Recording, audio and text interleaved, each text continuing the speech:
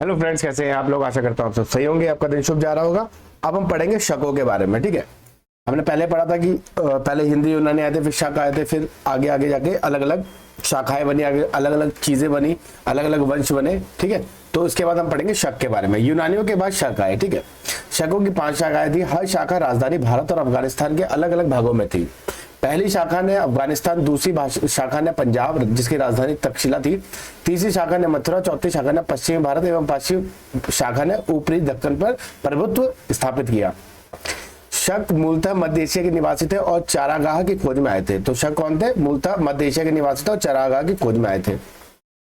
58 ईसा पूर्व में उज्जैन में एक स्थानीय राजा ने शकों को पराजित करके बाहर खदेड़ दिया और विक्रमादित्य की उपाधि धारण की। ठीक है, शकों पे विजय के उपलक्ष्य में 58 ईस्वी में एक नया संवत विक्रम संवत के नाम से प्रारंभ हुआ। नया संवत जो कैलेंडर देखा होगा ना, विक्रम संवत, तो वो उसका प्रारंभ हुआ 58 ईस्वी पूर्व। ठीक है, एक शकों पर विजय के उपलक्ष्य में। ठीक है, उसी समय विक्रमादित्य एक लोकप्रिय उपाधि बन गया जिसकी संख्या भारत इतिहास में 14 तक पहुंच गई। गुप्त सम्राट चंद्रगुप्त द्वितीय सबसे अधिक विख्यात विक्रमादित्य थे। तो ये बहुत इंपॉर्टेंट है, इसको नोट कर लीजिए।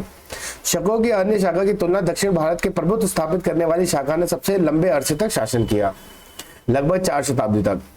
गुजरात में चल रहे समुद्री व्यापार से यह शाखा काफी लाभान्वित हुई और भारी संख्या में चांदी के सिक्के जारी किए। कौन सी? दक्षिणी शाखा, दक्षिण भारत की शाखा थी। ठीक है, अब हम देखें शकों का जो सबसे प्रतापी शासक था। ये बहुत इंपॉर्टेंट है, इसको बहुत इसको इंपॉर्टेंट लिख लीजिए। ठीक है, ये बहुत इंपॉर्टेंट है। शकों का जो सबसे प्रतापी शासक था, जो सबसे स्ट्रॉन्ग शासक था, वो था रुद्रदामन प्रथम। इसने क्या किया था? इसका शासनकाल इतना इंपॉर्टेंट नहीं है। ठीक है, इसने गुजरात पे बड़े भाग पर था जिसका शासक है। इसने कठियावाड़ के अर्ध सुदर्शन झील, कठियावाड़ के अर्धशुष्क सुदर्शन झील जिसको मौर्यों ने निर्मित किया था, उसका जीर्णोद्धार कराया था। क्वेश्चन काफी बार आया कि सुदर्शन झील को